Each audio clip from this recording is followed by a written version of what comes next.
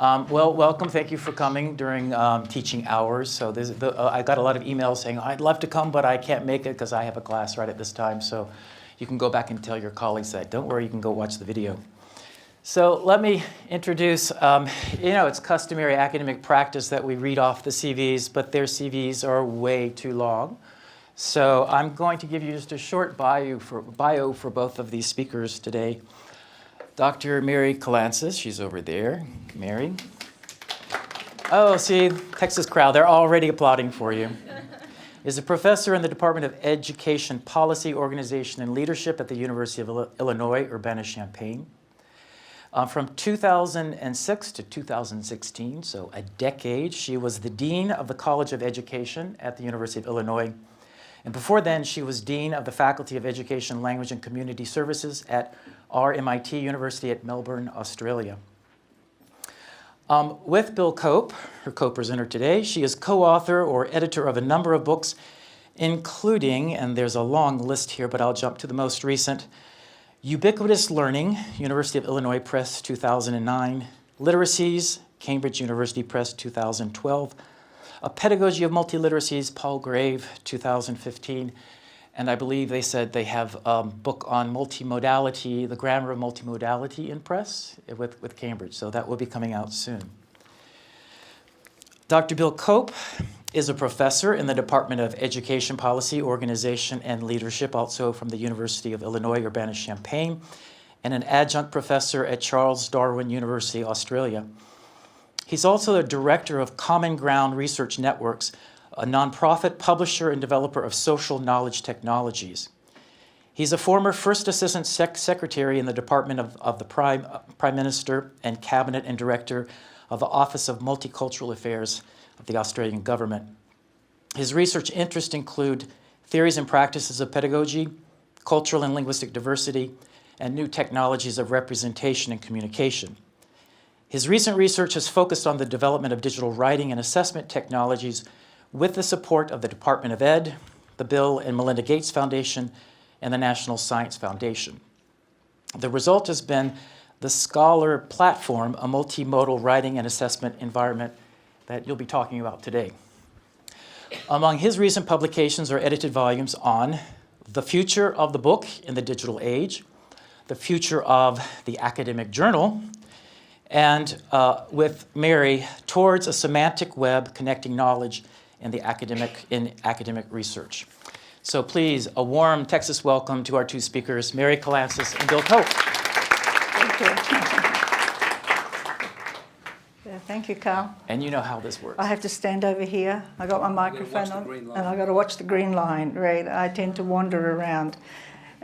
Thank you very much, Carl. We've spent a wonderful morning, really, with Carl and his team in what I can regard as a cutting-edge site for curriculum development in the languages area, both in terms of its technology and in terms of its theoretical framework. So we've learned a lot already, and we're new to Texas, so we're learning a little bit about this state. One little fact I was sharing is we come from Australia, both Bill and I. My parents were Greek immigrants to Australia, but he has a colonial past, having come with, as first settlers, some of them criminals and others jailers. They were the ones who ended up in Australia. But I read a little fact. In Australia, 40% of the population has one parent born overseas. And I read last night in a wonderful book called The Beautiful Cooking of Texas, which had a history in the front, that's the case here too, that 40% of Texans have one parent born overseas. So we feel at home in a place as diverse as Texas. But I do want to thank you all for coming here, because the kinds of things that we talk about attracts the avant-garde. It attracts those people who are border crossers, because in the university, with all its wonderful traditions, moving into the digital in a way that recognises the values of human engagement in teaching and learning is a little bit difficult for those who are excellent right? It's a bit hard. So the fact that you're here is that you are all exploring or understanding the imperative to address everything we knew and understood, again, within this new context. So thank you to each and every one of you for being here, and thank you for the invitation. We are going to share with you the journey that Bill and I have taken as educators. We started in Australia, and as I said, we were then parachuted into Illinois when I ended up there as the dean and Bill as a professor. So we've had a lot of learning to do along the way. However, some of the issues that we address are comparable, right? And you will see that as the work unfolds. But we've been asked to talk about multiliteracies, which is something we started 23 or 24 years ago. We had, I think it was $15,000 left on a project, and we were in Australia thinking we would make a difference in schools. And once we looked at the data, we actually saw that the gaps for the populations that we were really focusing on, Indigenous people, immigrant people, poor people, the gaps were getting bigger, not smaller. So we decided it was time to kind of get some people around that we thought might be able to sit down, put their own identities at the door, and as a little group, think about what does it mean, particularly in literacy. That's what we were interested in, the modes of meaning making and communication. How do you enable diverse countries, countries that are diverse, countries that have inequality, countries that are changing? How can we as educators not just fulfill our careers and our CVs, but how can we come together to imagine what the future will want? Because we don't teach you for today, we teach you for tomorrow. We prepare you for a world that's becoming more difficult, more complex, and more problematic for all of us at an emotional level and at a practical level. So that's where we started, and as I said, it was 24 years ago. And you might have heard, we called it the Multiliteracies Project. We called ourselves the New London Group because Courtney Kasdan happened to get a hotel for us in a town called New London. And we thought it was such an irony that here we were trying to talk about issues of diversity, you know, and meaning making and school performance in a place called New London on the, you know, was it New Hampshire, Bill? It was in New Hampshire. So the group that we put together are just over there. You can see the group that we brought together. We thought at the time they were people top of their field in the English-speaking countries, or so-called imagined English-speaking countries. And Martin Nakata, who was a Torres Strait Islander from Australia, not an Aboriginal person, but Torres Strait had a lot of Japanese because they were pearling, so he was Vic. So he was a grad student, in fact, but we brought him along because we thought we needed the next generation to be with us and the next generation. So we came together in New London to put together something that we called a pedagogy of multiliteracies. But the important part is designing social futures. We are trying to anticipate what we had to do as educators in preparing for the future. Later on, when we moved further, we had other people who were taking these ideas and realising them in their countries. And so the group at the bottom, which I've added, were people in South Africa and other parts of the world who decided to publish with us examples of applying those theories in the first stage. So I'm going to talk to you about this work, this theoretical work that we put together, and then Bill is going to present you with the next stage of our work, which is how do you take these ideas in digital learning ecologies and create the kinds of learning experiences that we think are necessary for the future. So they're the two parts. But I'm going to start with the project itself. And of course, we struggled about how to describe what we're going to do. And now this word is ubiquitous. Everybody's talking about design in universities, you know, whether it's engineering or any place that's involved in education. Design has come forward as a concept of harnessing agency into the decision making around learning. But we didn't want to use the word grammar because of the way grammar is very static, and it's about labels, and it wouldn't give us the sort of dynamism that we wanted to in order to understand the whole thing about literacies. Right? So we wanted to understand the grammar of meaning making, but we came up with the word design as the overarching principle. Gunter Kress was with us at the time then, and he's taken that even further if you know his work. And the other thing is, well, what do we do? What's the social purpose of what we do? And the social purpose, as I said earlier, is not about our careers. It's not about our publications. It's about transforming others. That's the work we do as educators, is transforming others to be, in the European model, citizens, learners and workers. That's always there in any domain that we're in. This is the whole person who's going to perform across those domains. So they were the sorts of ideas that we had at the time. And we said, well, what are the things that we knew collectively as academics actually make a difference? What makes it? What do you have to take on board in order to transform people? Not just to get through the curriculum and then have the test at the end, but what do you need? And we said, well, the first thing, of course, is understanding diversity, not just in the way that we think about it in America around race, but in all its complexity, And now we have, personalised learning, differentiated learning. I mean, that kind of idea has become more popular, but at that point we were using it to mean how do you ensure that everybody engages? How do you know in their difference? Have they had breakfast this morning? Did they, they got a pain? Is the parents missing? Or, have they been unemployed? What are all the factors that contribute to this word diversity in its relationship to engagement? And the second one, we thought that, because grammar was linked to alphabetical literacy, that the world was kind of moving in a direction where alphabetical literacy was vitally important, but it was one part of meaning making. And we've discovered that more and more in the 24 years, the dramatic change even in relation to that. And multimodality, I'll come back to it in a minute, but it's the means of producing. What are the means for producing meaning? And thirdly, which we thought was vitally important, is pedagogy. Now, we think pedagogy is an ordinary kind of word, but mostly what people do, even in schools, is they do instructional sequences, which don't always involve explicitness about pedagogy and purpose. It's really about keeping people busy, getting through, and having variety, right?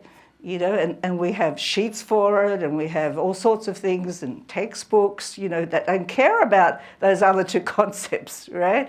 But we thought pedagogy was the key, and we had to come back to pedagogy and try to understand it, and not as a one-hit thing or as a one-fashion thing, right? So we know appropriate, purposeful choices from a repertoire.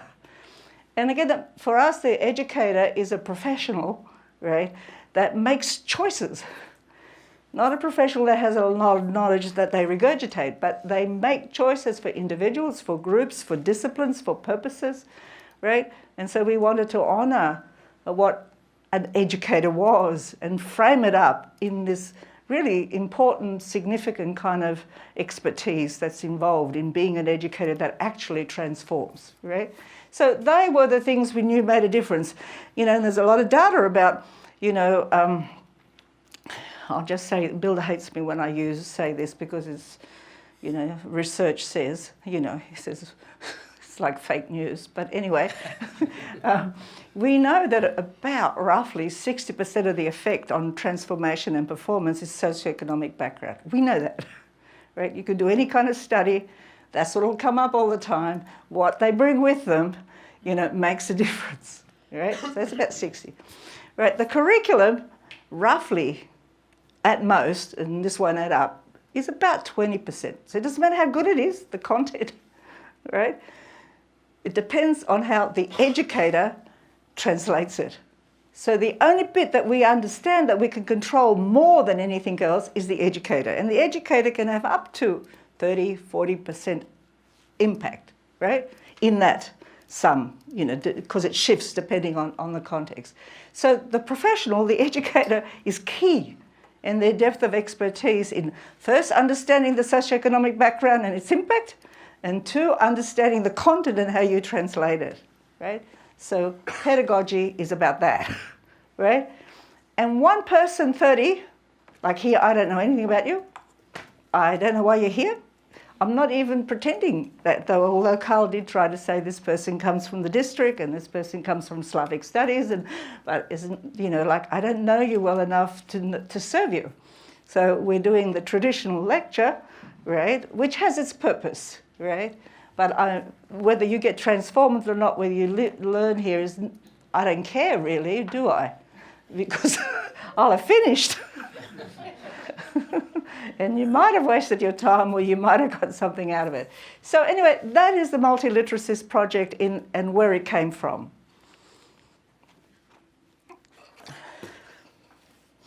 Right. So just to expand a little bit on the term multiliteracies, it is about variability in meaning making, you know, different languages, different discourses, different cultural contexts. Of course, we meant that. But we also meant by that word is the different modes in which we make meaning now. One of the most revolutionary things about the moment, the digital moment, right, is not the machines or the devices, it's the fact that we go click and you get a symbol, we go click and you get an image, we go click and you get a sound. It's revolutionary that we are now the manufacturers of meaning in domains where before you had to have special expertise to produce sound, special expertise to produce images, special expertise to be a typesetter. Now, you know, my 1.5-year-old grandson, he takes up the computer or the phone and he knows how to move it. And he knows that he wants the choo-choo. And he waits for the spinning wheel, the little wheel that spins until the choo-choo comes on for the Wi-Fi slow. I mean, he gets it already. You know, it's the means of manufacturing meaning has changed dramatically. It's the most radical, the most revolutionary thing of our time. And the degree to which we harness that or not, you know, is still a question mark. But right then we thought multimodality and variability, both those things were going to be important into the future. And if we were teachers of language or literacy or communication, or in fact any discipline that involves meaning, which is everything, that we had to recognize that these aspects were critical. So, but a little reflection here, and I apologize if this is simplistic for you guys, but I just want to remind us that the things that we value now, right now, really precious about what we're doing and what we've always done, have only existed, university and mass compulsory schooling, not for a very long time in human history, right? And it came with the revolutionary aspect of the book. But the book was something that was controlled and managed, and it set up gatekeepers and it set up systems of saying who could or could not speak, right? You think about, although it opened up the possibility of sort of learning, it also involved a lot of control and a lot of closures.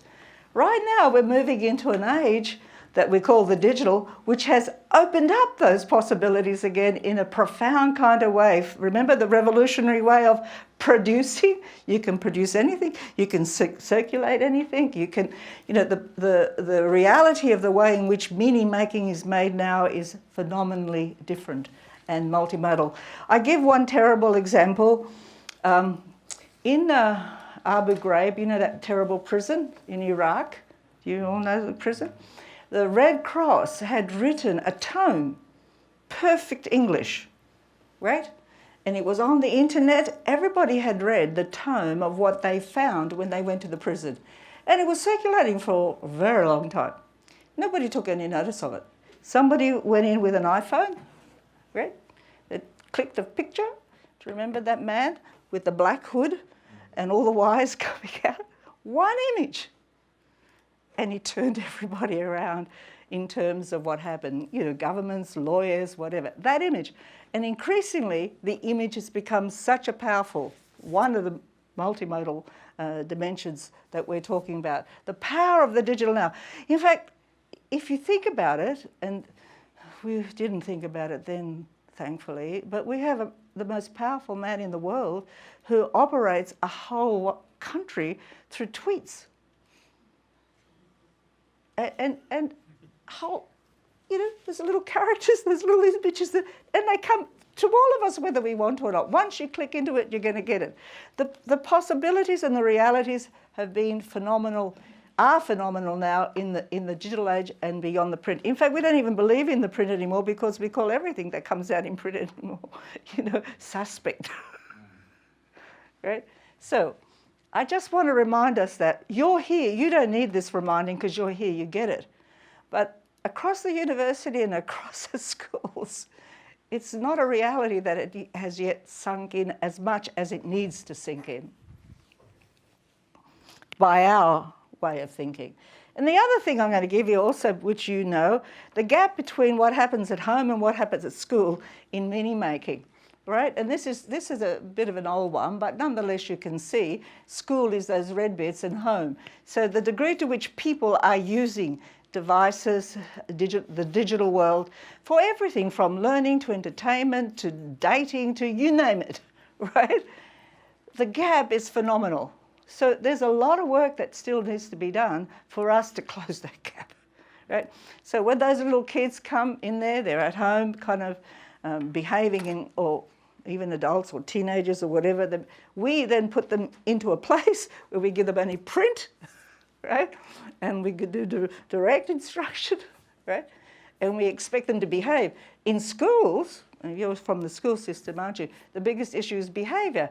Are these genetically different kids? No. There's such a gap between the culture of the classroom and the agency component of it and what happens at home. My 8-year-old granddaughter gets to choose what she wears to school. She gets to choose what she wants to eat. She gets to choose what she, you know, wants to do with her room. When I grew up, we didn't have any choice. And we went into a classroom where we didn't have any choice, and we behaved.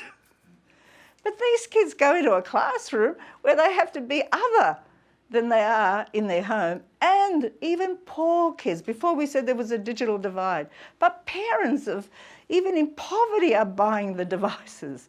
We were in Sierra Leone, we work in Sierra Leone, one of the poorest country in Africa. 90% of Sierra Leoneans have these devices. Poor people, right? Who are communicating and making meaning. So it's another reality that is there for us if we needed any motivation. So I'm going to take the 3 points. Remember diversity, multimodality, and pedagogy. I put this up because when educators speak, people don't often take much notice of them, or they don't take as much notice of them if an engineer speaks. So Carl Wyman is a Nobel Prize-winning engineer, right? And a few years back, he also is interested in engineering, education, and pedagogy. And he says, you know, he loves to be in education. It's so exciting. There's all this new stuff to learn. He says it's really wonderful. He says, but it's also harder. He says, because all the contextual components of splitting an atom, we know. But when it comes to students, the contextual items is far more complex than splitting an atom. Which takes us back to the diversity question, remember, and the socioeconomic. So again, how do we deal with them in the architectures, the traditional architectures? So diversity matters to us, but it does not matter as crude demographics. Men, women, black, white, Mexican, French, I don't know. They're gross demographics that are meaningless. There's more diversity within those groups, as you know, than between those groups. So what we have to try and understand is what we call the life worlds, right? Not just, you know, the kinds of things that before we counted don't always help us. I remember when I was first teaching in Australia, I'd come in bright-eyed and bushy-tailed, and we had a lot of kids from Lebanon. Then I'd say, well, today I'm going to talk about the Lebanese because, you know, I want to help you connect and adjust. And the kids would all crawl under the table. What's she going to say now? What does she really know about us, right? So those crude understandings of our difference do not help us. We do have to understand the life world, personal narratives, identity, agency, experience, all that stuff. I won't go through it. But in our context, diversity is not a simple thing as counting the number of gross differences. It's knowing how you get people to engage and understand. I won't go through all that. You can see it. I'm going to leave all this with you anyway. So the second point I want to make is about multimodality. And again, I want to say when children enter a school, they are synesthetic. We use this word. They touch, they feel, they draw, they make sounds. What do we do with them as educators? We try as much as possible to strip all that away, move them to alphabetical literacy, and by the time they get to high school, that's the only thing we value. And they have to put their hands up to go to the toilet. Right? We strip it all out. We strip everything, every other way of communicating away from them in order to get them schooled in a standardized form, in a standard English, in a standard language, whichever country you're in, right? And remove it. Now, our case is that we're moving, again, as a consequence of the affordance of the digital, in a more synesthetic mode.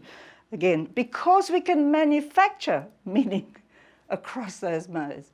And so in our multimodal, originally, these are the domains that we had said were part of understanding the multimodal. Right. But do we have a meta language for that? I can say that, but how hard is it for any educator to make sense of it, right? Where do they get the knowledge in order to, because it's scattered across our disciplines a little bit here and there. So what we've been trying to do, I mean, some of this work's done by Gunter, and there's other attempts in Australia for other people trying to come up with the meta language for understanding meaning making across the modes. But what we did is to say, coming from Halliday, 5 questions towards a multimodal grammar. So originally we had what we call linguistic, because we fell into the same trap of just having one category, the visual, the spatial, the gestural, and the audio. And then we wanted to ask the same questions because we wanted to weigh them equally, right? Give the same value. So what do the meanings refer to, which is representational? Social, how do the meanings connect those involved? And you can see the kinds of suggestions we've made. Organisational, how do the meanings hang together? Contextual, how do the meanings fit in the larger world? And of course, ideological, whose interests do they serve? How do you ask those questions across the linguistic, the visual, the spatial, the gestural, and audio, in order that when you put things together or you receive things in a multimodal form, you can ask those questions of them, interrogate them in the way a grammar might interrogate alphabetical literacy.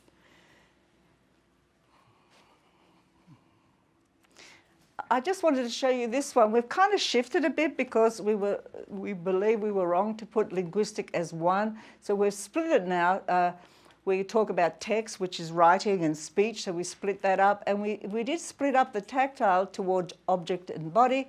And we are in the process, as I think Carl said, we were hoping somebody else would do it, but it hasn't happened as fast as we thought to write something that provided the meta language for understanding. And I know Carl's working on something himself, which we were so happy to kind of discover when we came here, about the culture and language, the integration of culture and language. But we wanted to be able to understand how meaning making, which is now occurring across these modes more and more in powerful ways, how we could have a grammar, a multimodal grammar, right, that had both the 5 functions, the questions that we ask, and the 7 meaning forms. So that's the updated version of that.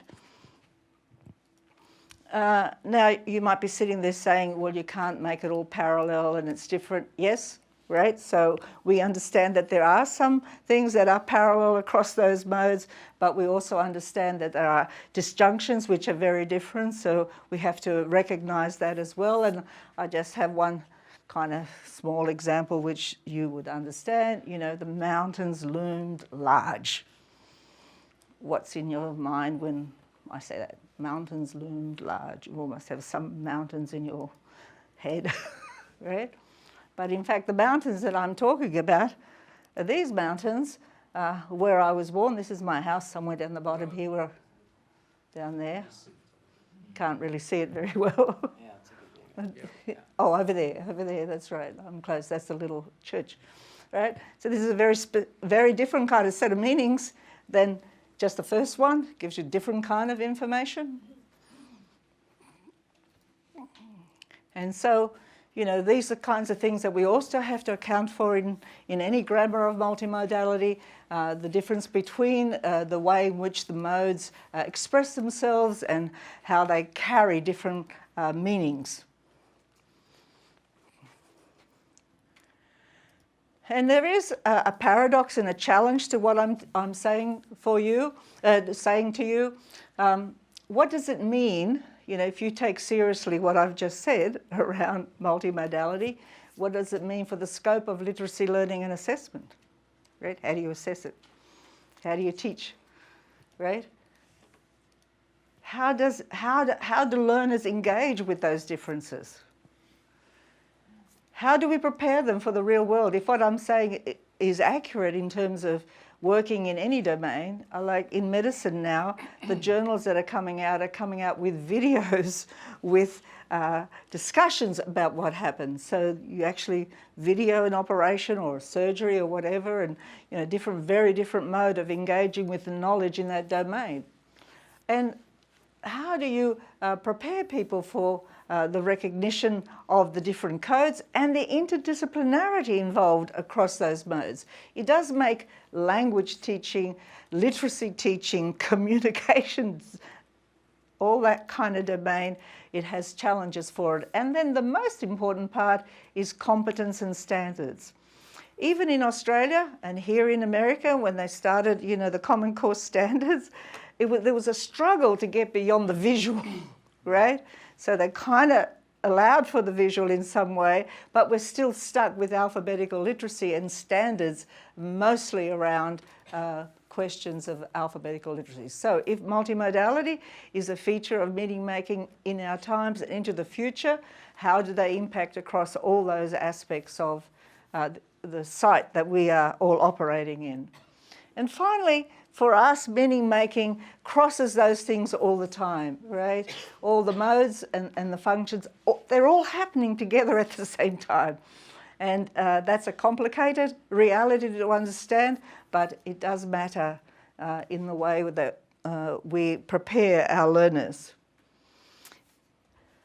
So rather than labels, you know, in the traditional grammatical form, in the tradition of traditional grammar, we came up with this a different way of understanding the way in which we are inculcated into meaning making. So we are born into available designs. All of us are born into whatever it is, whatever the language is, whatever the culture is, they are the resources that we have for making meaning.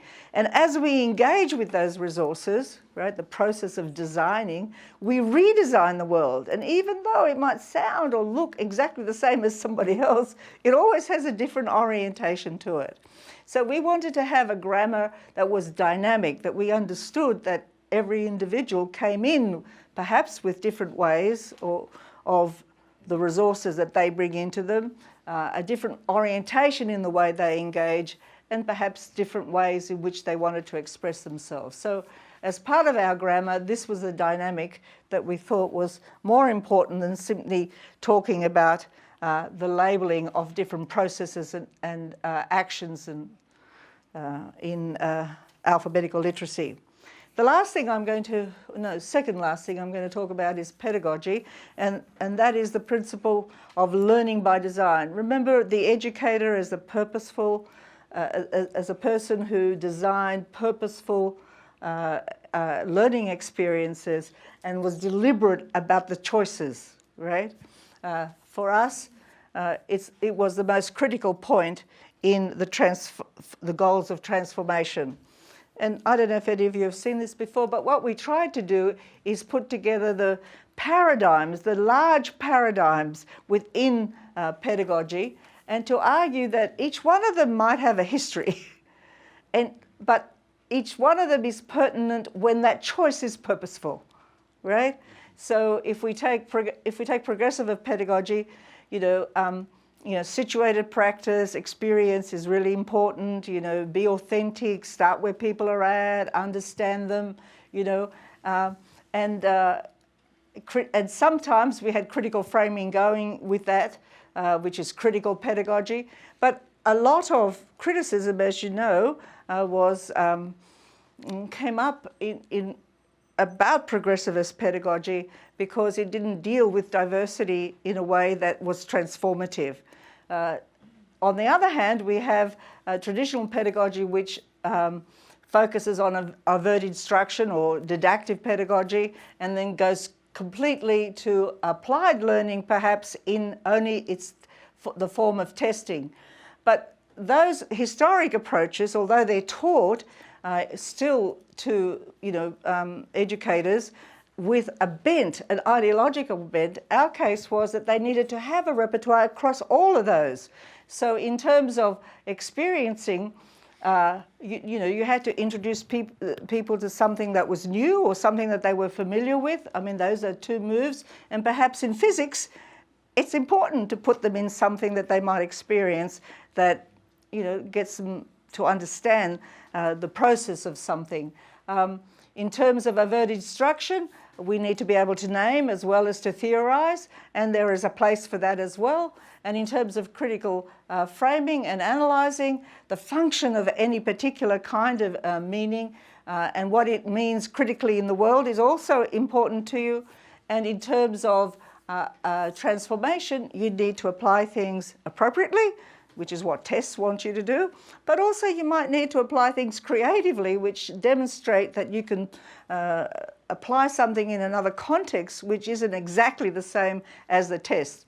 So we provided this pedagogical framework to say, what are you doing? When you write your instructional sequences, what's your purpose?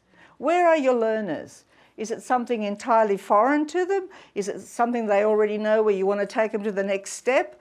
What does the subject need, right? That you as the educator needed to have an understanding of the choice you made and what impact it had on the learning, and then to track if it actually happened. Because if you continued, for example, with just overt instruction, naming, and then they couldn't apply it somewhere else, then you had to go back and perhaps immerse them in an experience which allowed them to understand that particular concept or process so they then could then apply it. So it's shunting backwards and forwards, moving, tracking all the time, knowing the individual, knowing the class.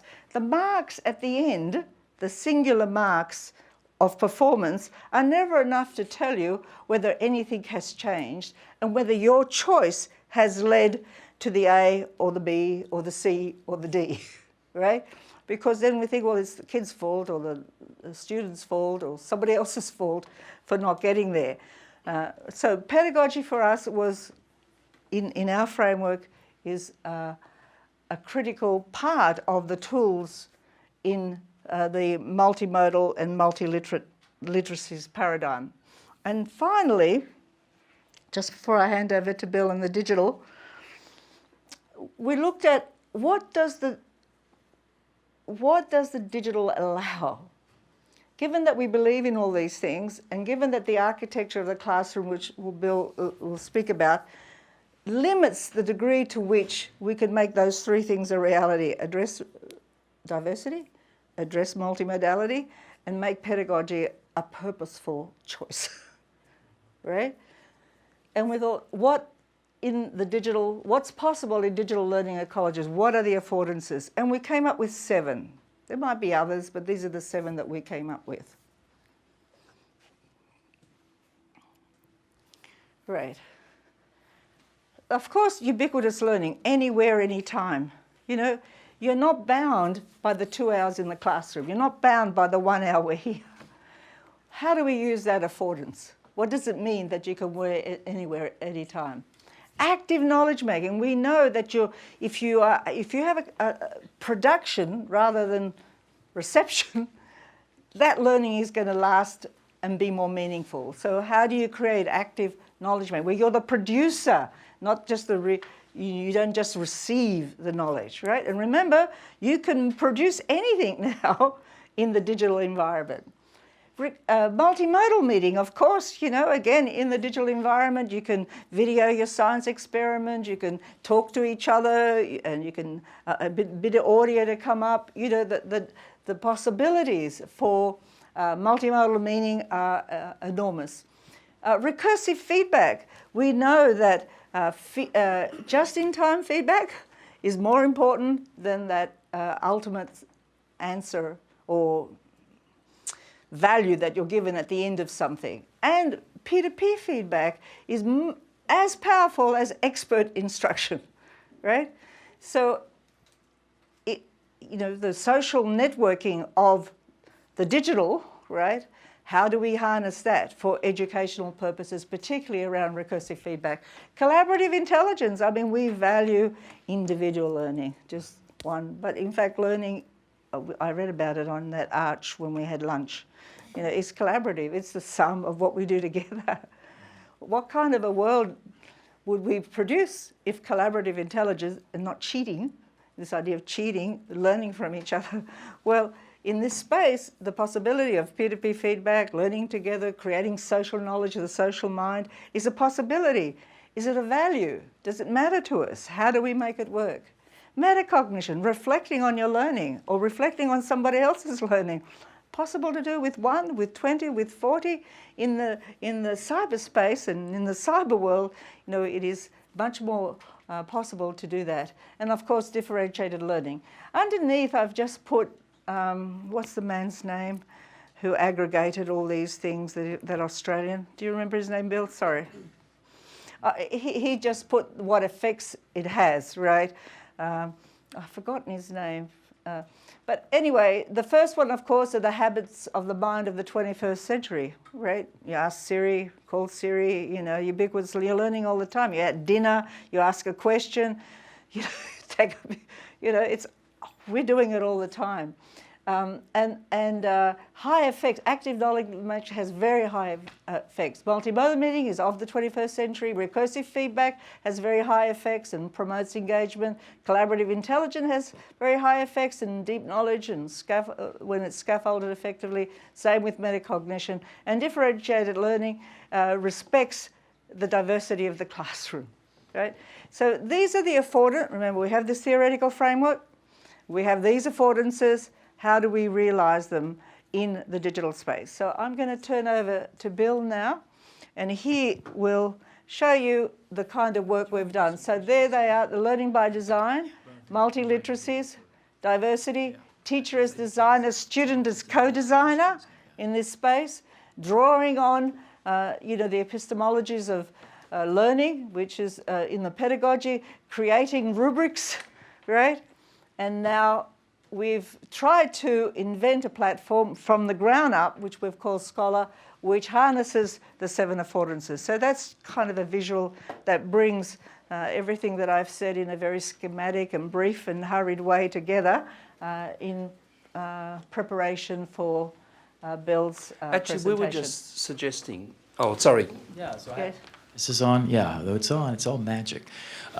So let's take, that's a lot to digest, and she's going through the general theory of multiliteracies, but before we get to the concrete instantiation that Bill is going to talk to us about, how about let him set up, but also you must have some questions. So let's just take about 10 minutes for questions for her, for Mary.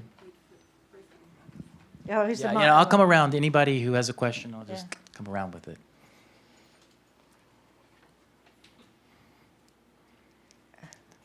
Yes. Okay. I'll come to you. Whoa. You've given us so much information, but I would not, as a teacher, know how to assess the various multiliteracies you have discussed. Right. That's a very good question. And I said this yesterday to Carl. When we were in New Hampshire, right, Jim G., who sometimes is a little bit kind of grumpy, said, what's the point of us all being here? When we have high-stakes testing, right, That's dominant, and we're never going to change it, and there's an industry and a government and whatever that cares, it's going to go nowhere. So your question is correct. What is the assessment rules everything, right? And part of the difficulty for what I've said and what we do is what we know is assessment, what's delivered to Caesar, what's delivered to parents, because, so what we've tried to do, and Bill will show this, is how do you come up with a way of collecting data about everything kids do or learners do, and how do you turn that into immediate feedback, assess as you go, as well as aggregating it for Caesar. And we actually have invented a tool as part of the Scholar program to do just that. Because when you do the sorts of things we're suggesting in the cloud, in the digital environment, it leaves traces that you can mine, right? And Bill will show it to you around 3 domains, and I'm going a little ahead of time. One is knowledge. Have they actually reproduced the knowledge? 2, are they engaged, and to what degree are they engaged? And 3, remember collaborative, have they helped each other, right? So we have devised an assessment framework that takes all those 3 things into account, and it delivers information immediately back to the learner, or not immediately, within a day or whatever. And so they're tracking their own performance against rubrics. But I'm jumping ahead because Bill's good. No, not at all. I wanted to follow up with the question, how can one implement this in a country such as ours where standardized testing has basically taken over the curriculum? Yeah. And the learning of facts per se has obscured the thinking processes that are essential in a multiliteracy world. Yeah, you are correct, but that, from our perspective as educators, it's not the way that you prepare learners as citizens, learners and workers for a world of survival. Our responsibility as scholars, as researchers, is to struggle to create those tools to make a difference. And Bill's going to try and show you what our struggle has come up with. That's why just the theoretical framework which I presented was just to let you know that what he's going to show you isn't a computer, it isn't software, it isn't, an app, it's the materialization of these things that we've just told you. How do you and we hope by being able to demonstrate that we can do it, we got $6 million from NSF and Gates to create this, that it will inspire others to not give up. Not give up. And there's a lot that you can do in your classroom, even though you have the pressure of the test. But again, you can't do it as one teacher and 30 people. So it requires collaboration at that level too. Are you ready, Bill? Yep. But that is the hardest thing. It is true. It's the tests, the American high-stake tests, are the hardest. It's the hardest barrier, and it's what keeps inequality both hidden and continuous. Right? Is Bill ready? I'm ready. Okay, so that's a nice segue actually, because assessment is that's critical, right? And that was a theoretical overview, but the question about assessment gets at the concrete. It's all of this is being driven by assessment. If you can't assess this wonderful theory, it falls apart. So Bill, I'll turn it over to you, and he's going to tell us about the concrete, practical. So where I'll get to with assessment is the dreaded phrase big data, actually. And so it's dreaded in the sense that we know how much Amazon and Google and all these companies get to know about us and what they do with what they know. We know manipulation of the political process through big data. But there are actually interesting implications for education and also extreme problems as well around profiling. All the problems that happen in other areas of social activity are going to happen with education as well. And part of the message is when this happens, we need to be in control of it rather than to be people who are sort of thrown about by it. So anyhow, I'm going to talk about some pedagogical transformations. I'm going to show you into real examples. Unfortunately, they're not language examples, language learning examples, but they're actually very, very diverse examples. And the general underlying principles that I can show you transfer reasonably well. Actually, some of our students have done language learning activities in Spanish and various other languages in this space, but I'm not going to show you those. So firstly, what I want to talk about is the architecture of the old school. And this is actually the school in the village where Mary was born, just up the road from that house where the mountains were. And this is the children sitting down like this. They're doing their work reasonably diligently. We look around the other way. This room's a bit bright, so the image is clearer for me than what it is for you. And the teacher's up on his little stage. The kids have all got their work. And I'm going to tell you a theory of learning, by the way, because I'm going to come back to build some counterpoints about how things can be different. So for me, this is just a kind of a starting point. So there we've got the textbook, and the way the textbook works is we all have to be on chapter 7 more or less at the same time, otherwise the class falls into disarray, so they're all on the same page at the same time. And the theory of learning is you've got your finger on the textbook, you're writing notes over here, and something comes up like this, and some of it sticks between here and here. So you take the notes to help you remember. But what's serious about it is that the theory of learning is one around long-term memory. And you know, in the universe of Ed Psych, there's a whole big debate around experiential learning and critical learning and project-based learning. And the other side says, no, that's all rubbish because ultimately it's about long-term memory. And that's really what we need to be doing ahead of everything else. Then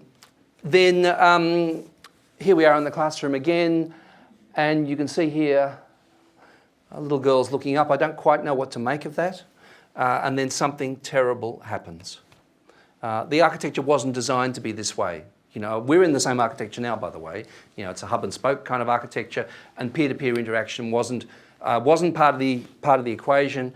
And then, of course, at the end, how we measure what they've learned is we do a test, right? So there's a kind of a cycle. Now, what I want to do is I want to talk about some of the discursive artifacts that we're using here. I'm going to take apart some of those discursive artifacts. And I've got here, this is a little outline of things I'm going to show you. And I'm going to talk about 5 transformations, 5 things that change enormously. But the reason why I want to do this is I want to say that digital learning environments can reproduce faithfully everything that happened in that little classroom. So there's the e-textbook, same relationship to learning and not much peer-to-peer stuff.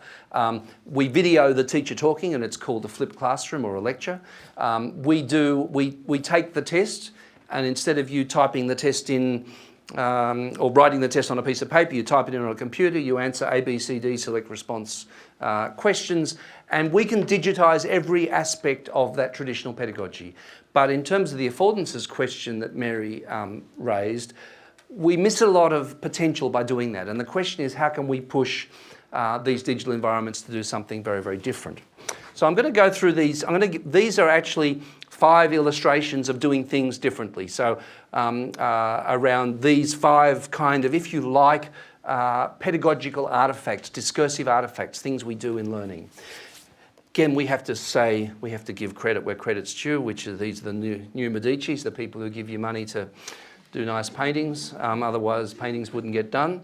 So I'm going to take the first one, which is the means of production of meaning. And what we historically have done is privileged alphabetical literacy. But in fact, in this moment, I'm going to jump out and show you this live. What we can do is genuinely multimodal work. Actually, I'm going to show you a different example. I'm coming to that example in a second. So I'm going to jump now. So I'm going to jump backwards and forwards between these quick generalizations and showing you live into the platform that Mary and I have been developing for the last several years. So this is the login screen. A lot of it is open, not all of it's open, but most of it is actually open. You can create an account and off you go. So when I log in, I've opened some tabs so you don't have to wait for things to spin and I don't have to go looking for things. When I log in and anybody else logs in, the landing page is a place called Community. where I belong to communities. So community is our fundamental kind of metaphor, not classrooms, because there's no reason why a community can't be run by students as well.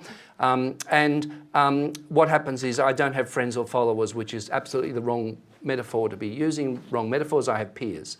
And this is a continuous scroll of stuff that's happening in my world on the same kind of logic as Facebook and Twitter. Now, I'm going to go now into a class that Mary and I are currently teaching. So in these communities, I'm going to go into this particular community here. And in this community, which is a class that we're teaching at the moment about assessment, in fact, it's a master's degree, a doctoral course on assessment, which we started 6 or 7 weeks ago, and there's already been 2,500 views, which is kind of interesting. What we've got here is a kind of a set of activities going on where people are talking about things happening in the digital world, digital assessment. So this is, again, a continuous scroll of students we've posted stuff, they've posted stuff. But I want to make the multimodality point by showing you what it takes to make an update.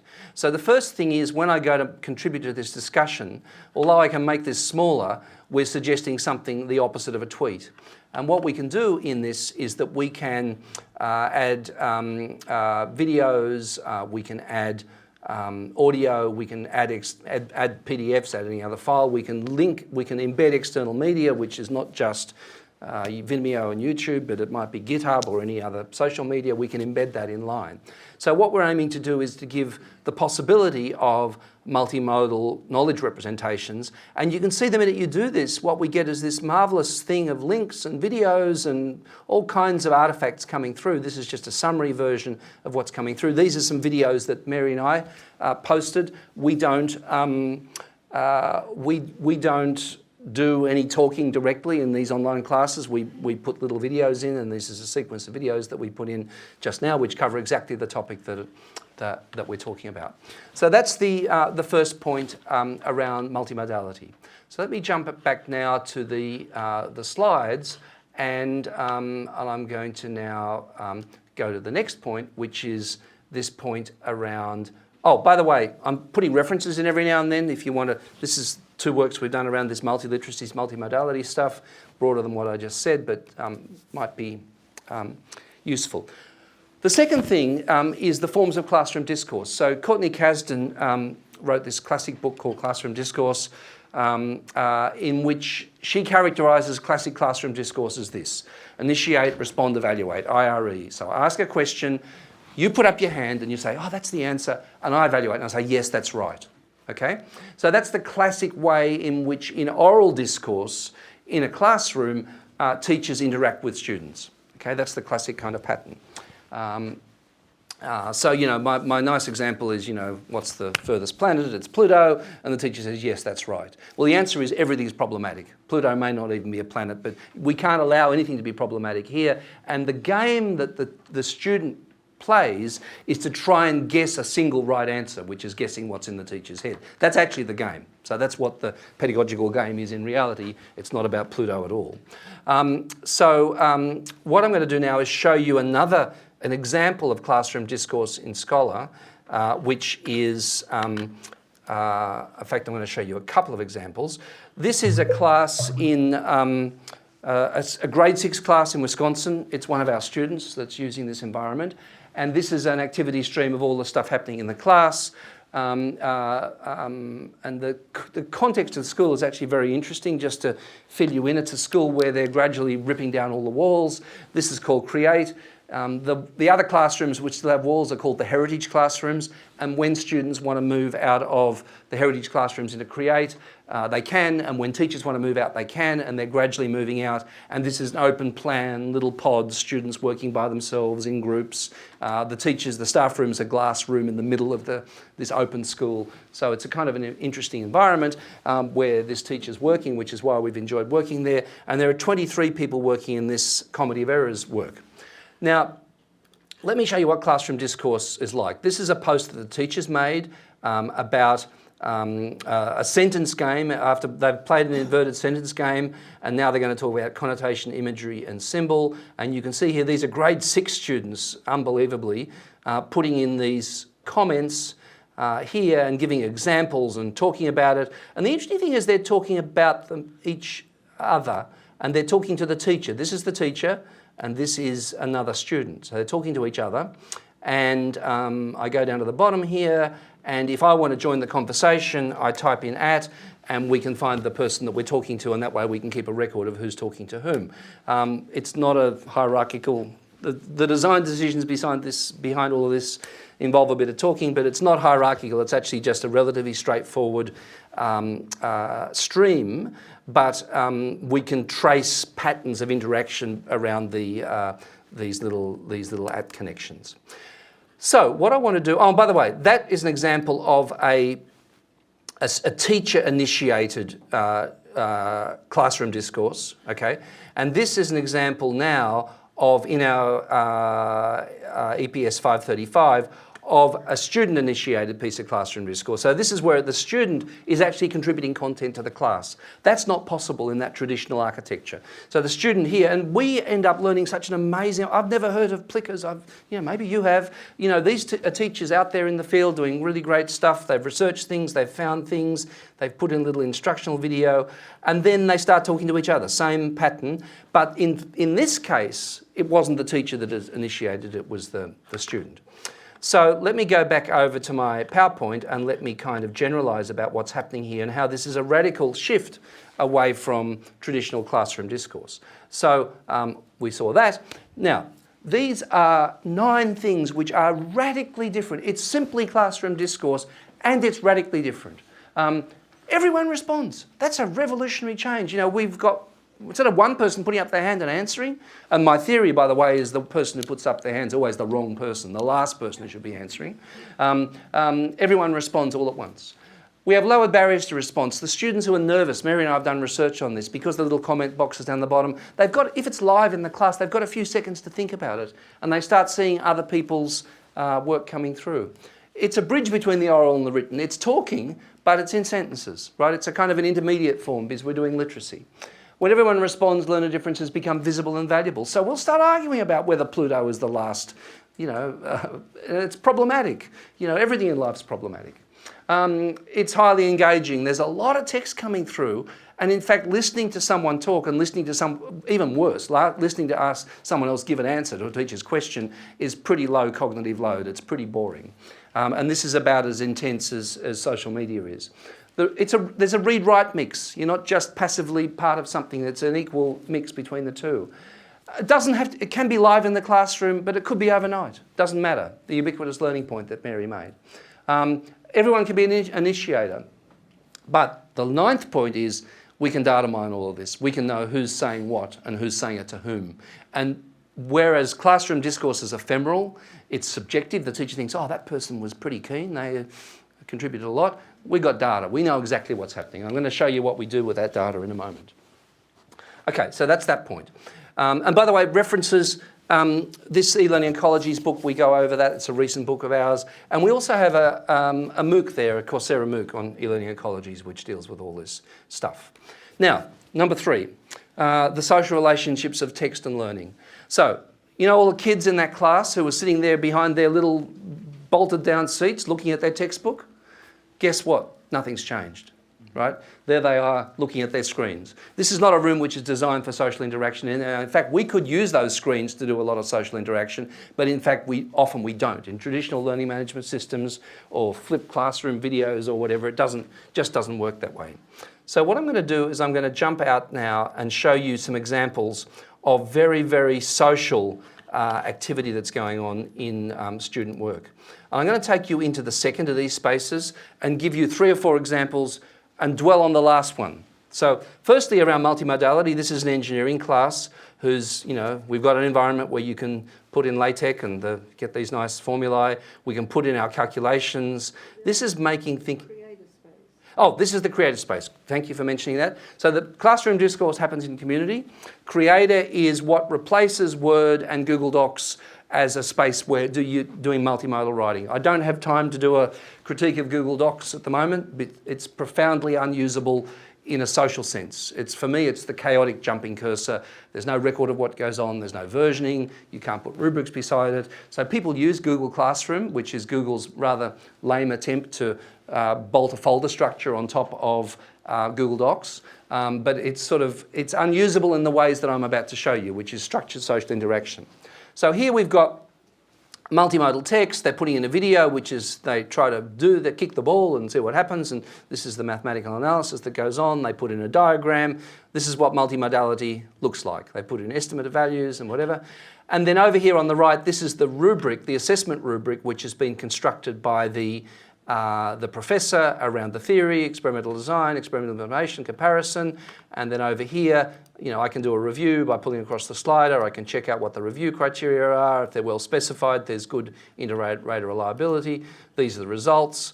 This is the first person's comments. This is the second person's comments. So there's a lot of interaction going on along the way. One example. Second example, this is using the same space in a grade 6 class from memory, doing Common Core standards for information writing.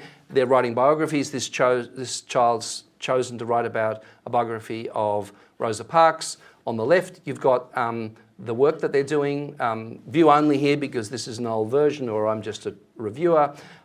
This is the rubric, which is rewriting the Common Core standards so the kids can understand them. But also, most importantly, a prompt here, which is not what we say is, it's not retrospective and judgmental, it's constructive and prospective, right? That's the kind of orientation. But we've translated the Common Core standards, and by the way, we've done the Texas standards. We built rubrics for all sorts of stuff which we can share and people can use. The teacher can also create the rubric, and here are the results. This is one kid's comments, this is another kid's comments. So these kids in grade 6 have given each other quite good comments about how to rewrite and revise the work that they've been doing. And also they've made annotations all the way as well, where this person says evidence, what evidence, I felt good, add a description, what. So we've got these coded annotations going on as well. You mouse over these and it takes you to the point where you've got to do it. This is another, I'm just giving you a sense of the ranges. This is, we're working with veterinary medicine at the University of Illinois. And what's interesting, this is a classic example of a multimodal text where diagrams are pretty important.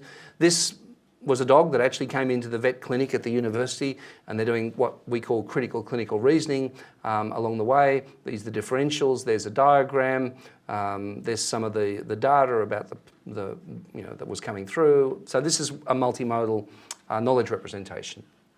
And then this was the rubric constructed by the professor around problems and differentials, and so on. These are the results there. This example I sort of kind of quite like, and it's a credit to the web and whatever, that even on my left to right browser, the Arabic comes out right to left. This is a project we're doing with the Norwegian Red Cross, where people in danger zones, which in this case is war zones in the Middle East at the moment, this is pretty recent, last couple of months that this happened, are doing work around peer-reviewed projects for paramedics dealing in danger situations, which is paramedics have a really hard time. So some of the other people in this course were running in Spanish and English. Some of them were people who dealt with the Ebola crisis.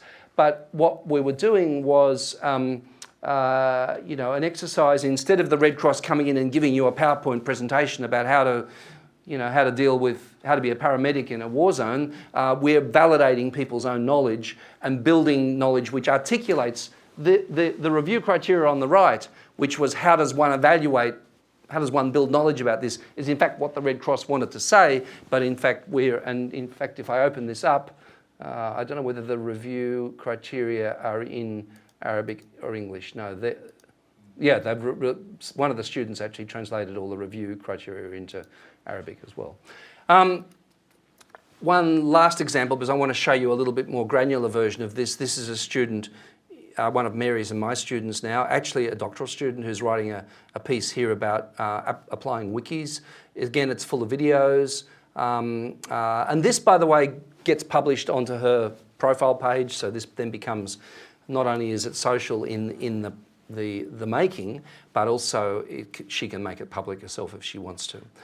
So this is the rubric, and this is where Mary and I have taken the Learning by Design rubric, and we've translated it into, this is a it's a tough rubric, where we've taken this is the conceptual part, this is the analytical part, this is the theoretical part, a thing about presentation and communication. So we've taken the Learning by Design theory and created a rubric for our students to use about their pedagogical practices along the way.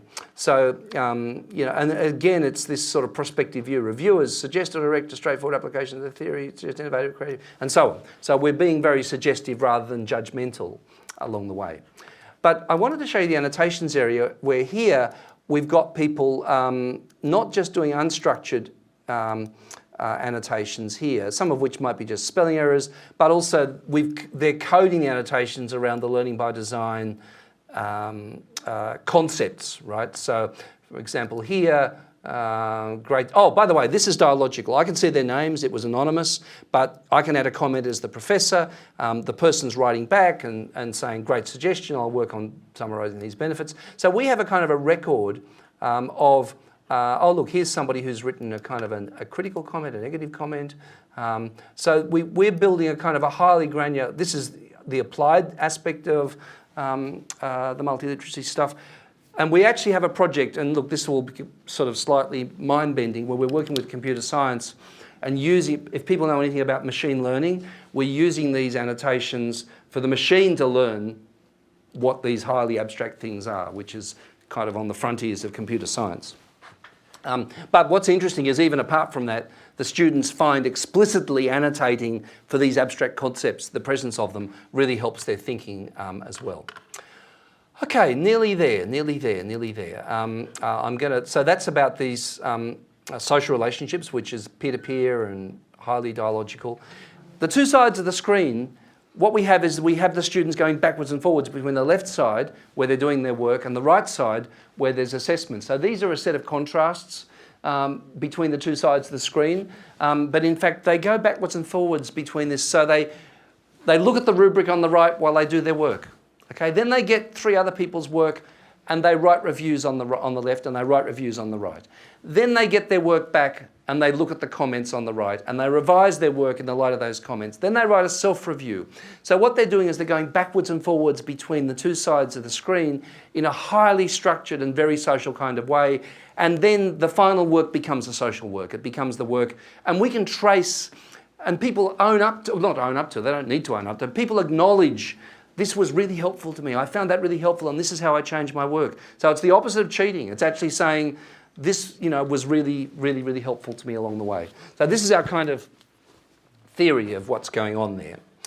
Okay, so sorry, I didn't pull that up to the full screen but I will probably just move on to the next one.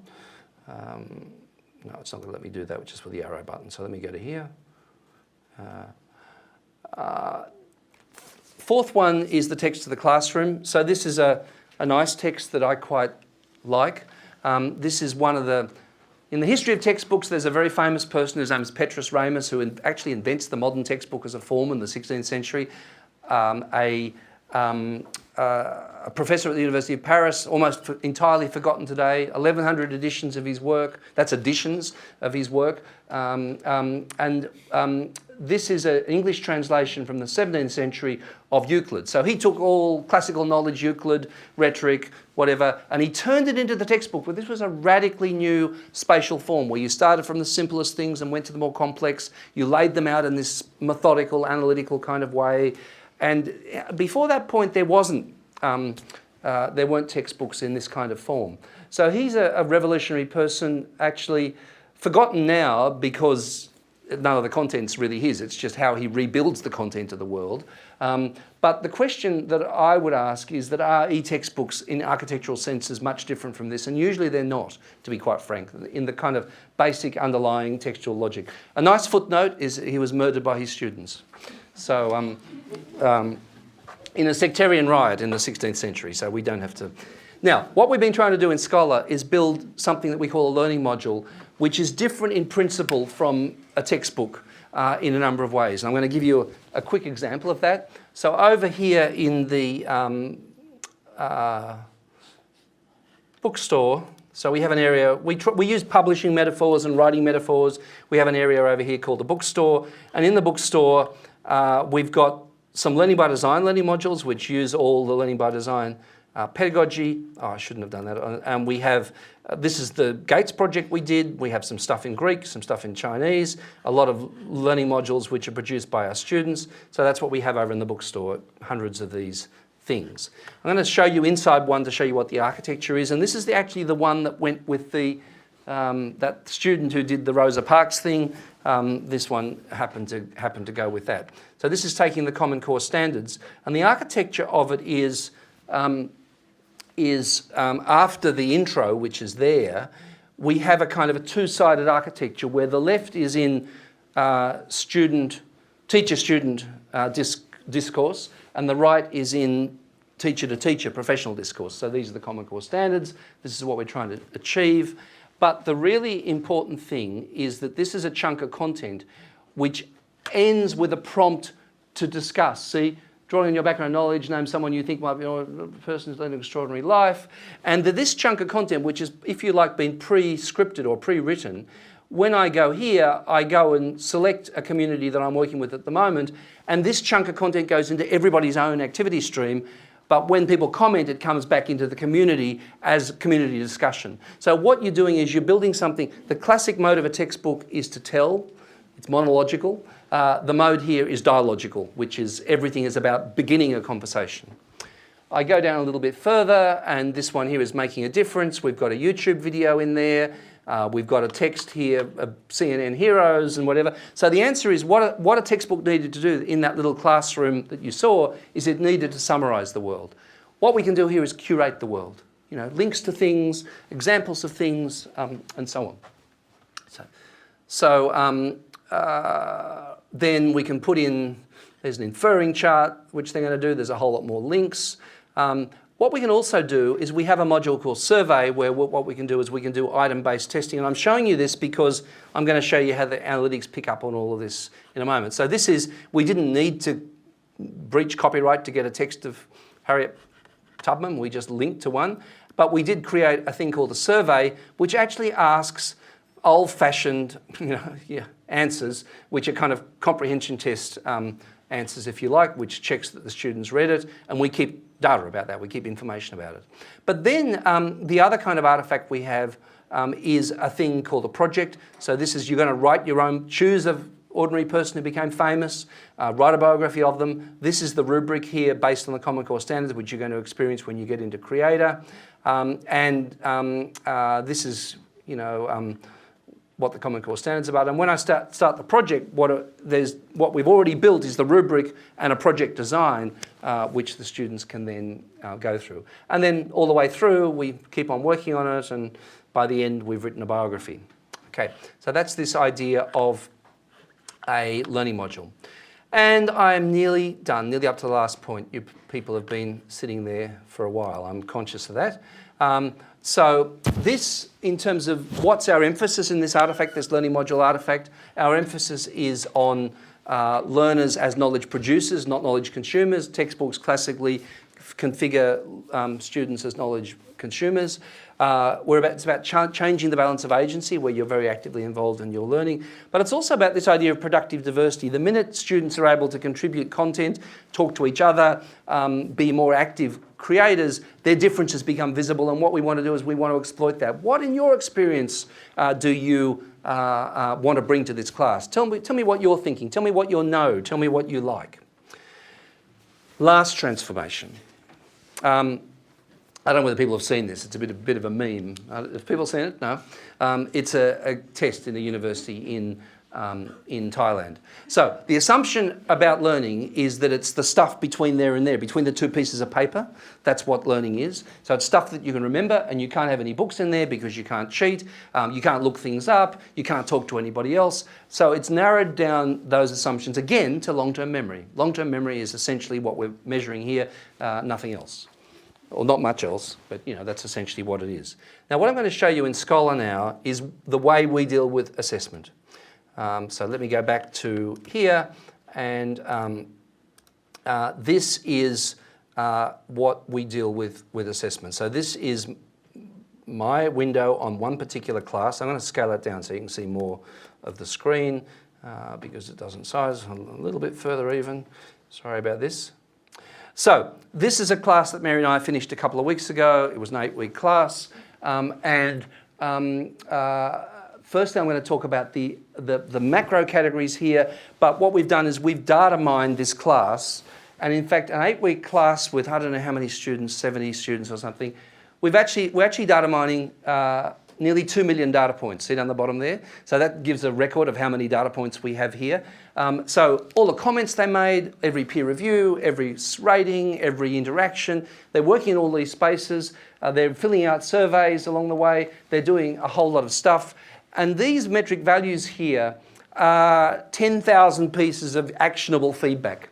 So we have this idea of a semantically legible data point in a lot of big data stuff.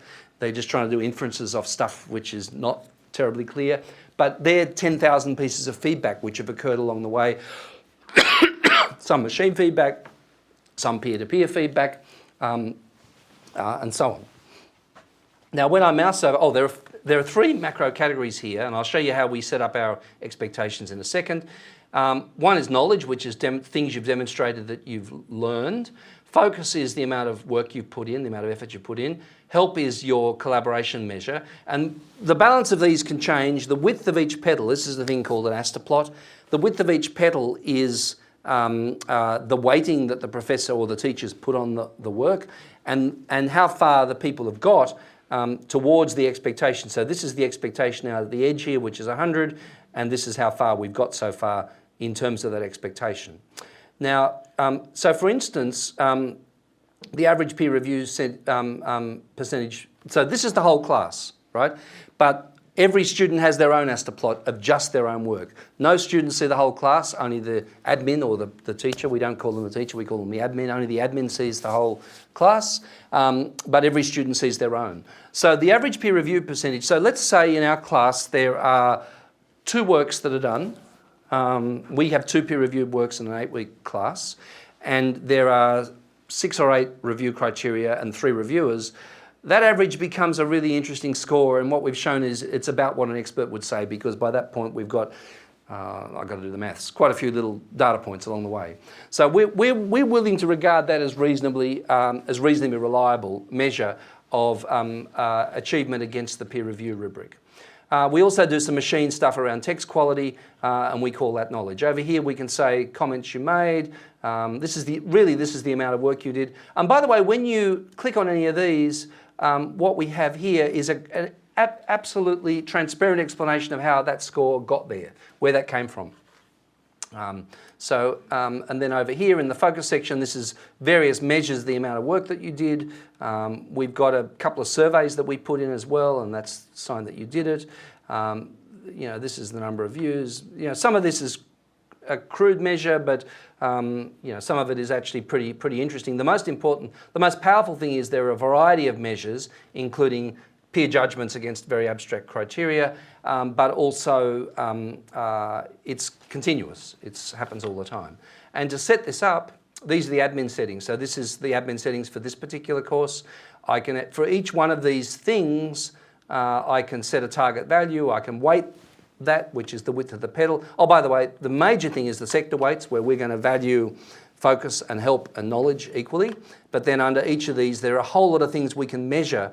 And by re-editing these, we can actually change what we're advising people in the mouse overs. So we built this kind of big data environment. And by the way, we can add new metrics as well. You can build custom metrics, which it doesn't have to be the metrics that are there built into the Scholar environment. So that's how that thing is set up. So let me just go back briefly to the PowerPoint now and sort of draw this to a conclusion. Embedded learning analytics. So assessment are strange social and textual practices. Filling out boxes, A, B, C, D. Supplier response assessments, which is, I've written an essay about the cause of the French Revolution, is also a strange artefact. Closed books, bits of white paper either side of your eyes, that kind of thing. What we want to do is we want to have embedded assessment where all we're going to assess is all the work you did. And we're going to assess all of it, all the time. But also one of the ambitions in this is to just simply end the distinction between instruction and assessment. There is no assessment because everything's assessment, and all instruction involves embedded feedback, and all we're going to do is data mine that. So that's our kind of philosophy behind this, and so on. If you want to read a kind of Mary and I wrote this article for AERA Open, which is this big data comes to school thing, which is a kind of a thing about what the underlying problems and potentials are in these kinds of technologies. But to conclude, what it means is a fundamental shift from these kinds of pedagogies. And again, the theme is that conventional classrooms and digital learning can do this stuff the same, right? There's no necessary progress by going digital. Whereas what we want to do is build this kind of thing. We use the word ergative, where we're not actually interested in what's in between your ears. We're interested in the knowledge representations you can make. We're interested in your work, right? And we're interested in the social provenance of that work and your social contributions to others in the making of that work. So we're interested in looking at knowledge artifacts rather than making these tendentious inferences about what's in your head. And they are tendentious. You know, traditional assessments do make inferences which are purely tendentious about your heads. So if you wanted to do abstractly, I can leave this PowerPoint. I won't talk it all through now. This then is the kind of pedagogic shift in pedagogy. So to come back to the point where Mary began, we don't do the technology for technology's sake. We do it because we want to fundamentally shift pedagogical paradigms. So this is what can be profoundly different about these spaces. Again, in digital spaces, you can do the whole lot of the stuff on the left. Maybe better, maybe worse, doesn't matter. You can do it. But we want to try and do this stuff that's on the right. We've written about this in our new learning book a bit, and if you want to join us in terms of the social world, you can create a Scholar account. We have a community in Scholar which is called New Learning. You can go and join that community, and then you'll get updates that when we make them. But we also feed that through to Facebook and Twitter as well, if people would like to go and connect, so to speak. Okay, so that's my little spiel.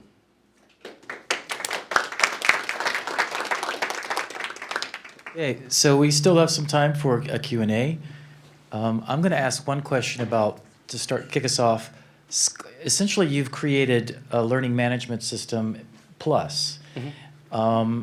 So I guess that's because you don't like learning management systems.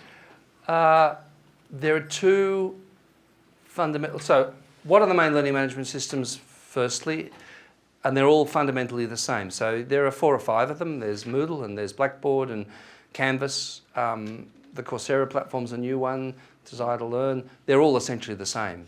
And there are 2 characteristics of them that I would say we need to get past. One is a technical architecture, which is a hub and spoke, upload, download file architecture. So they're all variants of the canonical software is Microsoft SharePoint. They're all versions of kind of one of those kinds of things. So that's the technical critique, and they're not semantic. You can't make much sense of what's going on in them. So to get something where you want to make sense of what the learners are doing, you've got to design it to be data mined, essentially. That's the first thing. The pedagogical critique then is that, again, they're premised on the didactic mimetic stuff, which is we're going to put in a lecture and you're going to do a test at the end. We're going to have an e-textbook with a quiz on the last page. So it's the same kind of logic that they're based on, which is a pedagogical logic. So what we've done with Scholar, which is different, is that there are no documents in here. There are no files. And for the same reason, there can be no document, and there are no folders. For the same reason that there can't be any of those things in Facebook or Twitter, because they have the same intention we do, actually. You know, they want to know who you are in the world, and they can't have the data coming to them in ways which are unintelligible. So we've actually built this from the ground up, and we... Can I say also, Bill, that we started with the concept of assess as you go. So that's how we started. We wanted to create something that was allowed assessing as you go, and the rest followed. right? And also, you remember with the Common Core Standards, they first started with those two big consortiums, and they went immediately to high-stakes testing again, although they had some exemplars, and no professional learning of teachers. You know. And very conventional high-stakes testing Yeah. as well. So for us, that was the radical thing, to start with cracking assessment. Right. That's what you had to crack. And then you designed it for, which is the question your first question that you asked, you know, because when I first came here, they gave us the, remember, what was it, back to basics? Do you remember? No, not back to basics. The backward design. No, I was going back to basics, you know, the Bush thing. What was it called? No Child Left Behind. Yes, the No Child Left Behind, right? I remember.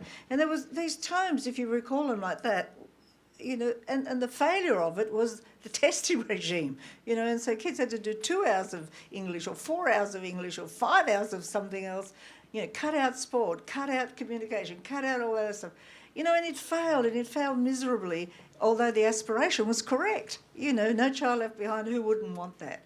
And then when we got to Champagne, they had backward design, which in my mind it was just the most shocking thing anyone would do. Well, we read that only As as backward. reverse engineering the test. That's what we read backward design to be, which is, you know, what are your learning objectives? Well, to pass the test, let's reverse engineer those and we'll build something which meets learning objectives, which is a euphemism for the test. And in universities you do that. Get old tests. You know, go download all the old tests and then try to learn and try to guess what's coming up. Well, we wanted to create an environment, an ecology that didn't have that guesswork. It wasn't about tricking a person. It wasn't about, you know, the individual and you know, the inequality, as we said, of the, you know, that curve that you had to put everybody on. It's how do you transform people so they can all succeed? And if we started with assessment first, which is gathering it as you go, and in the end, you can turn that into a mark or into a score or into an ABC. You could do that if you wanted to, but it's irrelevant by the time you get to that point. And so all the design, the pedagogical design, the rubrics, the multimodal creative space, were all with the intention of data mining. But also the idea about bringing a very social space, and we've discovered a whole lot of really interesting insights. People love seeing drafts of other people's work before they're finished. And what happens is, what we've discovered in our work is that the first drafts are pretty uneven, right? And then you get 3 to review. You get one good one, one mediocre one bad one perhaps, whatever they are. And you think, oh, that's really good. And by the time the next draft's submitted, not only have you got concrete feedback about how to improve it, but you've actually seen other people's drafts anonymously. There can't be plagiarism because it's all traceable and you know that the system sees everything, so to speak. So what's really interesting is this, you know, the normal scenario is do your assignment, hand it in, and there's a lot of variability. With one reader, a single reader. But this is multiple readers, multiple perspectives. You see someone else's draft along the way. So it then becomes very much a social product, as all knowledge is. So we're just refiguring the world of language and knowledge in its reality, because the reality is not with these blinkers. And I imagine in language learning that would be even more powerful. I mean, we don't design for language learning, but, you know, the peer-to-peer component is the most powerful. Right. The most powerful impact on... Oh, sorry, you didn't grab the microphone. So, questions? Any other questions?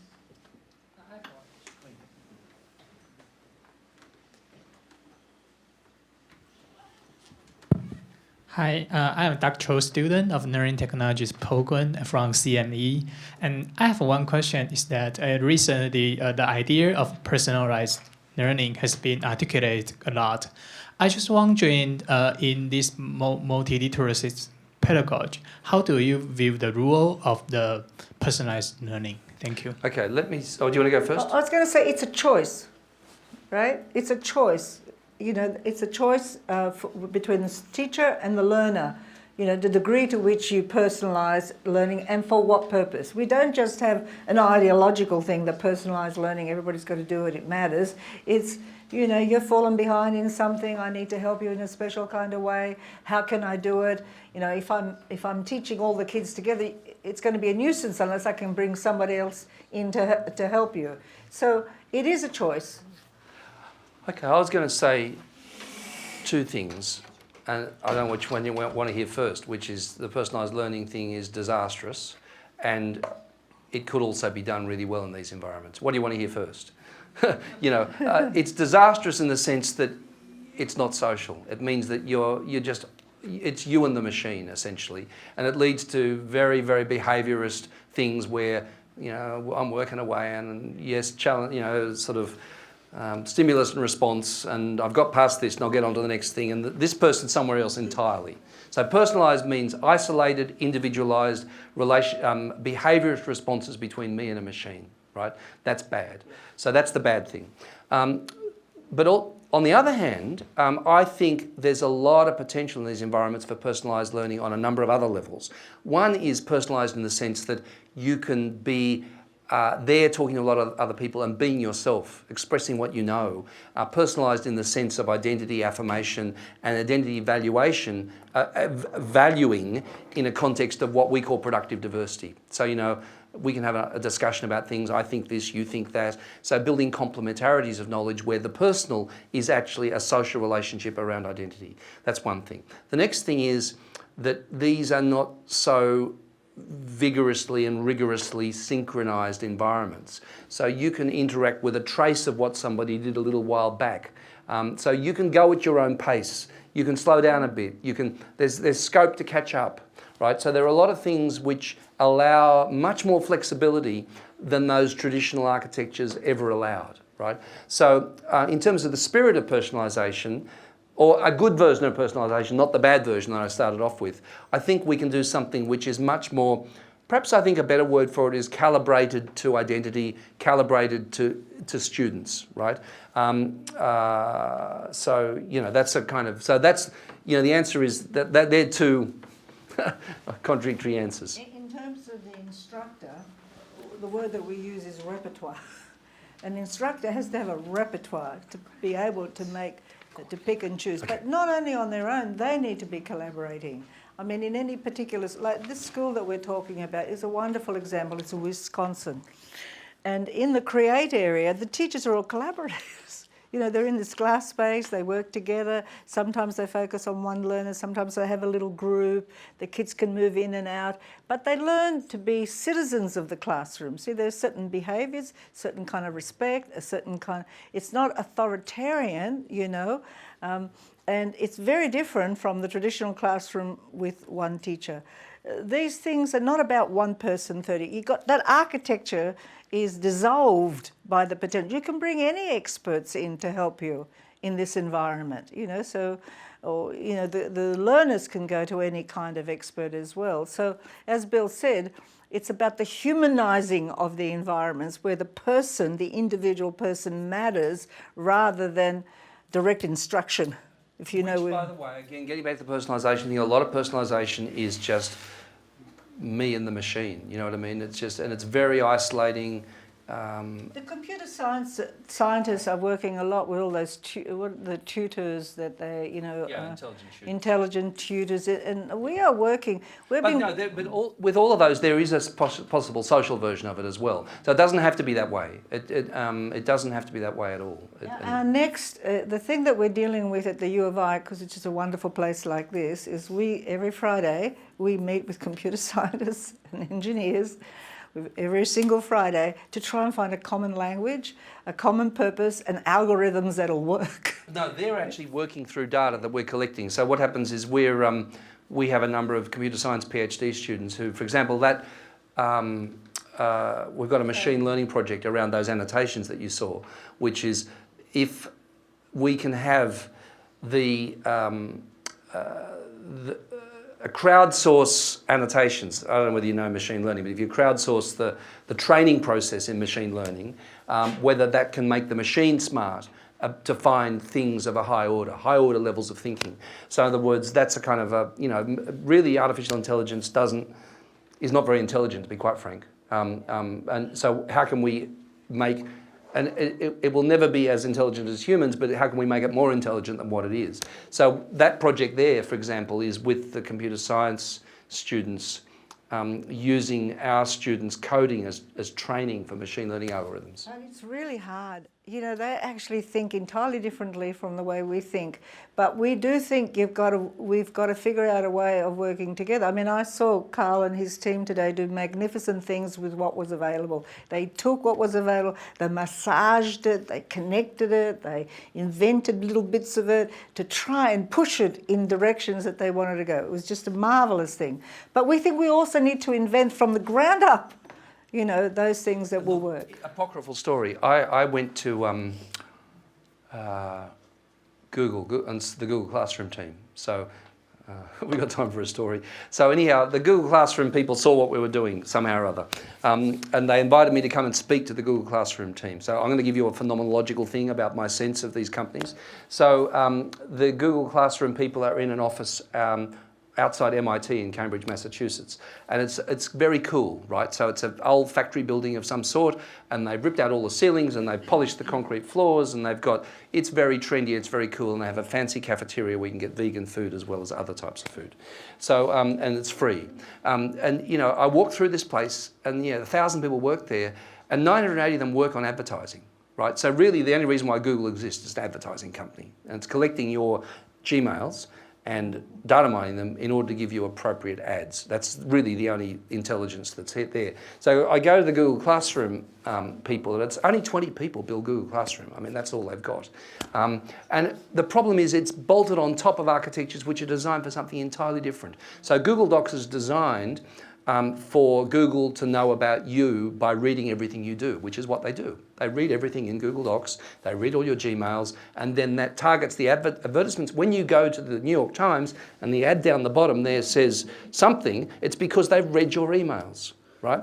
So that's what the 1,000 people do. So what they've then done is that Google Docs as an architecture has no versioning. It has no record of who's talking to whom. I call it the jumping cursor. It's chaos, because that's not what their purpose is. So if we want to build structured interactions around rubrics, which is actually an old-fashioned thing to do in education, we can't use Google Docs. It's unusable. So part of the argument is, if we have to build, well, we've just said it. Carl wants to say something. Yeah. To be honest, it's really hard what we're trying to do as educators, really hard. And we're really reliant on these computer science people, engineering, walking towards us, crossing over, coming to us, right? Actually, one of the hard. nice things is that Carl wanted to Yeah, say go on. something. Yeah. People they're keen to do it, actually. So they're keen to make a contribution to education. So I have a couple of thoughts here. Is this on? Yeah. One is that by taking all these data points, you're not just looking at individuals, but you're looking at their contribution in a social fashion. So I can see how industries would be really interested in this, because you're turning out team players. You're producing people who can create knowledge with others, which is the point we should all be doing. But this actually demonstrates people's participation in the creation of knowledge with other people. So have you kind of looked at the development of social networks and who's a catalyst in the classroom for what kind of have you looked at people in terms of their social networks, in terms of epistemology, the creation of knowledge? We can do that, and we haven't. The answer is we just have a mountain of data. So when people type in a little @ the reason why we do that is to be able to build network maps of who's talking to whom. When we do peer review, we can, and when people then write a review of the review, we can see which reviews are valued, right? There's enormous potential to make sense of this stuff. There's just not enough. We don't have the resources. Well, even with the projects There's we've got, we've things. been very lucky to get these big projects. But the synchronous sessions are so interesting. Like we have a synchronous session every Monday, and they're so exciting because they've done all this. They've done this ton of work because they have to, because they can't get up on the scale. See, this is the compulsion of that ASTA thing, to collaborate, to stay focused, to do the work. So and they all want to get an A+. So actually, what we say is 80 is an A+. And you start off on day one of the course at 0, and every day you see it incrementing in that direction, and that includes other people's reviews of you. So if other people thought you were terrible, it doesn't matter, you can make up by doing more in one of the other petals. So you give A+ to all of your students? Because University of Illinois doesn't like that, right? No, it doesn't like it, but what we do is, what's interesting is that not all A+, because some people So we know the reasons why it doesn't happen, or, you know, okay, they say, okay, B's enough, I'm sick of this, I want to get out of here. So that doesn't happen that much, but what's interesting is the whole logic of it changes. So COERLL also, to map this discussion, which elicits all sorts of other things, it would also be fascinating, but we don't have the resources for that, sorry. So I think like two things. First of all, that's the exciting and frustrating thing about technology, because in our lifetime, you know, in the past you would think of something that you think would be great that was technological, but the capacity wasn't there. And now we still might not have the capacity, but it seems very possible. And so when you create something that's amazing, then you have thousands of people who say, well, it should do this, and it should do this, and it should do that. So I appreciate you for sharing your work and what you've created. And I'm curious, kind of piggybacking off of your question, we know, and you know, you could split hairs about the actual numbers, but let's say, for the sake of saying it, that on average 60% of the students in Texas read below grade level. So I'm curious, and I think you called it multimodal grammar. I'm curious about your program that you've created, and how have you, and you may not be there yet, maybe the answer, but how are you mentioned some students, you know, check out or act out of the program. And so how are you building into your program the opportunity for students to engage, take in text, and take in other people's thoughts in a non, you know, text-based way, because you spoke a lot about that. Yeah. Well, we've done it with elementary schools. We've also experimented in uni high, you know, in the high school, and also, but as I said, you know, even going to clip art, these little kids know how to go to clip up. Even within the search that's allowed within the within the school, you know, the closed system, they have access to all sorts of information, and they're ducks to water. They really are in producing multimodal text. Let me say, there's nothing that you can't put in there that's not digitizable. So we have a thing where you can upload audio and upload it in line. So you can put in video, you can put on obviously images. We also have this thing where any mathematical notation you can put in. So what we've tried to do is anything which is represented digitally, you can put in. So one of the interesting things we did was we had a project actually with the University of Wisconsin-Madison around the Maker universe. And what we say is, look, what we want to assess is not that you made this thing, we want to assess your representation of this thing, which involves a little thing about why I made it, a little video which shows how it works, a little diagram which is the plan, you know, a little mathematical formula which shows how it jumps, or something. So in other words, what it's about, again, it's this point about what's not cognition. It's not your thinking in making this, it's your ability to represent that and the processes of its making, so knowledge representations. So in other words, what we've tried to do is that the limit is what is recordable digitally, essentially. But the interesting thing is to try and build these artifacts where you can just simply, you know, one of the ironies of the web is this ghettoization of things. So, you know, YouTube does videos and whatever, you know, we want to build a thing where you can build these artifacts, either conversational artifacts or peer-reviewed works, we call them, where you can use any media at all. And this, you know, means that somebody whose literacy levels are poor, but they're doing a project about this, might still be able to talk it through and show a video of it and write a few little captions. Or. But the thing is not to leave people with, you know, this thing about learning styles and learning modes. We don't believe in that. You know, it's a starting point, an engagement point, but you want them to have a repertoire too, between where they're at and where you want to take them. So they might, you know, discuss this in Spanish to begin with, you know, and upload it in a little video, and then some other kid might respond to it, and then they might turn it into a text, and then they might translate it. But your goal is to expand their repertoires, not to keep them where they're at, right? So we don't want to pretend that alphabetical literacy in whatever language or symbolic, it doesn't matter. It's how do you get people there rather than stifle them in making meaning. And so the audio, the visual, it's easy. You can do it with anything now. It's just so easy, you know, to be able to capture meaning making across these modes and to share. So language learning, you know, have a little conversation with somebody and upload it, and other people can comment on it and talk about it or whatever. So, you know, so even the way to get the world of orality into here is via audio clips and via video. You know, there's no... Yeah. We try to inspire you, ask you to go on with the work.